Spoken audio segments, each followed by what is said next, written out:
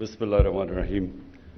مجھے صرف ایک ایڈ تو بڑا زبردست تھا، لیکن میں ایڈ میں یہ دیکھ رہا تھا کہ وہ ینگ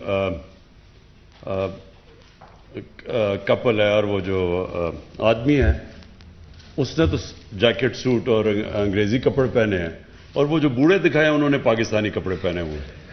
اب پتہ نہیں اسی کیا میسج پہنچانے کی کوشش کی ہے. بسم اللہ الرحمن الرحیم. میں سب سے پہلے آج خاص طور پہ آپ کو خراج تحسین پیش کرتا ہوں رضا باکر، اس لیے کہ یہاں جتنے آپ سب بیٹھے ہیں سب سے زیادہ میں اوورسیز پاکستانیز کو جانتا ہوں، اور وہ اس لیے میری کرکٹنگ کے دنوں سے میرا بہت انٹریکشن تھا اوورسیز پاکستانی سے، اور میں نے اوورسیز پاکستانیز کو گرو کرتے دیکھا ہے. پہلے انگلینڈ میں 50 سال پہلے کتنے تھے، اور پھر آہستہ آہستہ وہ کمیونٹی گرو کی، اور اسی طرح امریکہ میں اور آسٹریلیا جدھر بھی میں دنیا میں گیا ہوں.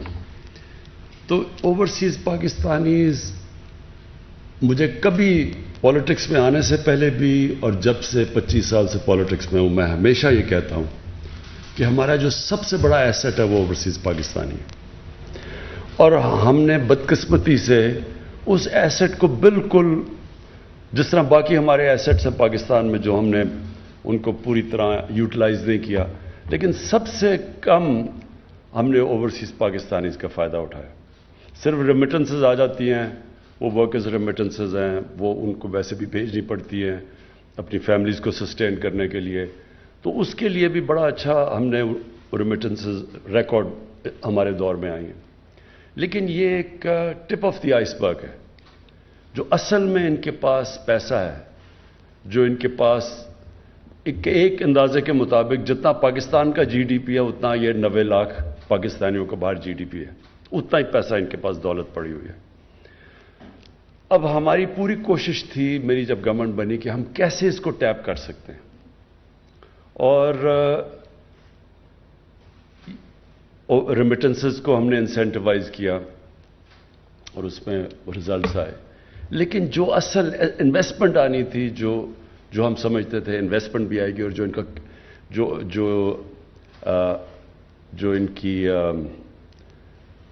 ٹیکنیکل سکلز ہیں، جو یہ پروفیشنلز ہیں جو ہر قسم کے شعبے میں کمپیٹ کر کے آؤٹسٹینڈنگ پاکستانیز بیٹھے ہوئے ہیں، ان کو ہم نے انوائٹ کرنا تھا پاکستان میں. بدقسمتی سے ہم وہ انوائرمنٹ نہیں دے سکے جس سے ہماری بیسٹ برینز پاکستان میں آ سکے.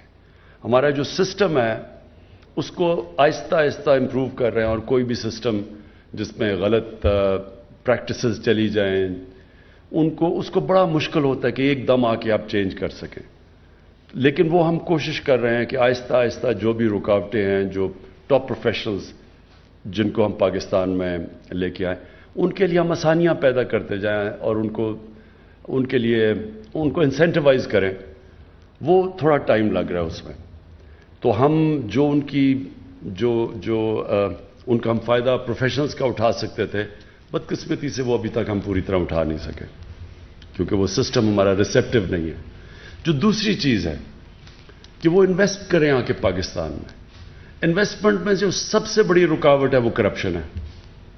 جب ایک سسٹم کرپٹ ہے تو وہ ایکسپیکٹ کریں کہ جو ان ملکوں کے اندر جدھر کرپشن نہیں ہے اور وہاں عادی ہو جاتے ہیں، کرپشن فری سوسائٹیز میں جب وہ عادی ہو جاتے ہیں کام کرنے کے لیے، ان کے اندر وہ پھر کرپٹ نظام میں کام نہیں کر سکتے، اور ان کی بڑی رکاوٹ ہے. اور میں نے بڑی اوور دی ایئرز بڑے پاکستانیوں کو ملا جنہوں نے کوشش کی پاکستان میں بزنس کرنے کی، اور آخر میں ہاتھ کھڑے کر کے واپس چلے گئے. تو یہ جو دوسرا چیلنج ہے ہمارا کہ کس طرح ہم نے ان کی انویسٹمنٹ لے کے آنی ہے پاکستان میں، کیسے یہ اس سسٹم میں وہ سسٹم میں ان کے لیے سیف گارڈز ہوں جو انفارچونیٹلی ایک کرپٹ سسٹم میں وہ چل نہیں سکتے. وہ ہم اس کے لیے پوری کوشش کر رہے ہیں. اور اب تک جو ایز آف ڈوئنگ بزنس، اصل میں تو ایز آف ڈوئنگ بزنس ہی ہے، اس کے اندر ابھی کافی امپروومنٹ ہے. اور ابھی کووڈ کی وجہ سے ابھی تک ورلڈ بینک نے اسیسمنٹ نہیں کی، لیکن میرے خیال میں پہلے سال میں 28 نمبر ہم اوپر گئے تھے. میرے خیال میں جو ابھی ہم نے امپروومنٹس کیے اور انشاءاللہ ہمارا نمبر اوپر چلا جائے گا. تو وہ بھی ان کے لیے اپرچونٹیز ہم انویسٹمنٹ کے لیے یہ ملک ریسیپٹو ہوتا جائے گا. اور اب آ گیا کہ جو سب سے ایک آدمی کام کرنے باہر جاتا ہے، پیسے بناتا ہے، مزدور بھی ہو لیکن بزنسز بھی ہیں، ان کی ہمیشہ کوشش ہوتی ہے کہ پاکستان میں گھر بنایا جائے. اور اس کے لیے ان کے لیے بہت بڑے پرابلمز ہیں.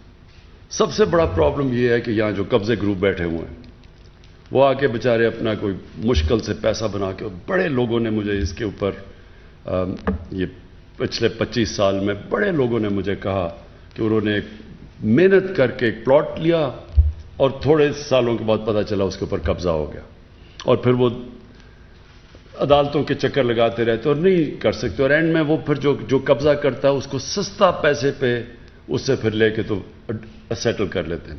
کئی دفعہ ان کے اوپر ہی کیس ہو جاتے ہیں، اپنا پلاٹ کا قبضہ ہوتا ہے اور اپنے اوپر ہی کیس ہو جاتا ہے. تو یہ پورا ایک ریکٹ بنا ہوا ہے پاکستان میں قبضہ گروپ کا. ان کے اوپر تو ہم جہاد کر رہے ہیں اس وقت.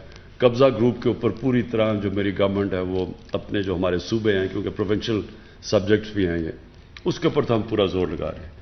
تو یہ بڑا جو آپ نے آج انٹروڈیوس کیا ہے اپنا روشن اپنا گھر، یہ وہ چیز ہے جو کہ پہلی دفعہ اب اوورسیز پاکستانیز کو پتہ چل جائے گا، کیونکہ بینکس گارنٹی کر رہے ہیں.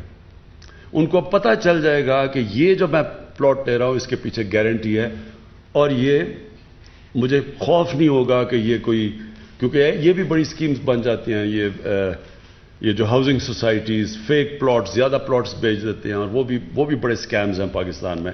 تو کم از کم اب ان کو یہ پتہ چل جائے گا کہ بینک کی پیچھے گارنٹی ہے، اور پھر وہ بینک سے قرضے بھی لے سکیں گے گھر بنانے کے لیے. اور میرے خیال میں یہ ایک واقعی جس طرح بات کی گئی گیم چینجر ہے، کیونکہ ہم اس سے بہت زیادہ پیسہ اٹریکٹ کر سکیں گے جس کی پاکستان کو شدید ضرورت ہے ڈالرز کی.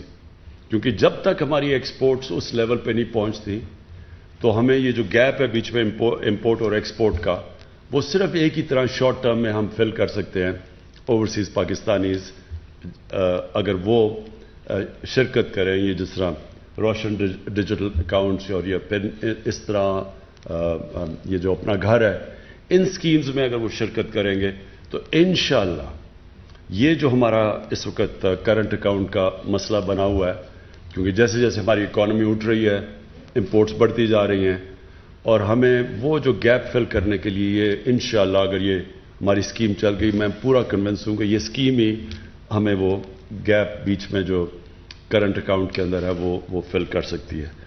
اور مجھے یہ آخر میں میں کنونسڈ ہوں کہ ہم اب اس راستے پہ نکل گئے ہیں کہ ہم جو ہمارا مین پاکستان کا جو باہر اتنا بڑا اثاثہ ہے 90 لاکھ پاکستانی، ان کو ٹیپ کر سکتے ہیں انویسٹمنٹ کے لیے. اور شروع ہوگا گھروں سے، اور پھر انشاءاللہ آہستہ آہستہ جیسے ہمارا سسٹم ٹھیک ہوتا جا رہا ہے یہ اور بھی جگہ انویسٹ کر سکیں گے. اور وہ ہوگی جو پاکستان کی انشاءاللہ جو ہم دیکھ رہے ہیں کہ ہمارا جو ملک اٹھ رہا ہے، تو وہ ایسی گروتھ ہوگی، وہ گروتھ ریٹ ایسی ہوگی کہ وہ پھر سسٹین کرے گی. نہیں تو ہر باری ہوتا ہے کہ ہماری گروتھ شروع ہوتی ہے، امپورٹس اتنی بڑھ جاتی ہیں، ہمیں IMF کے پاس جانا پڑتا ہے، وہ سکویز کرتے ہیں، پھر ہم نیچے چلے جاتے ہیں. تو انشاءاللہ یہ اگر ہمارا کامیاب ہو گیا تو یہی ایک سسٹینیبل گروتھ کی طرف پاکستان نکل جائے گا. اور اس کے ساتھ ساتھ ہم فیسیلیٹیٹ کریں گے اپنے اوورسیز پاکستانیز کو کہ وہ اپنا گھر بھی بنا سکیں، زمین پہ بھی انویسٹ کر سکیں، ان کو یہ خوف نہ ہو کہ ان سے کوئی فراڈ ہوگا. تو میں رضا باقر آپ کو، آپ کی ٹیم کو خاص طور پہ اس کے لیے خراج تحسین پیش کرتا ہوں. اور یہ جو آپ جس طرح سوچتے ہیں آپ کہ کانسٹنٹلی ہمیں اب سوچنا چاہیے کہ اور کون کون سے طریقے ہیں کہ ہم اوورسیز پاکستانیز کو اٹریکٹ کر سکیں جو ان کا پیسہ باہر پڑا ہوا ہے، کیسے ہم ان کو کانفیڈنس دے کے اپنے ملک میں ان کے ڈالرز اٹریکٹ کر سکیں. شکریہ.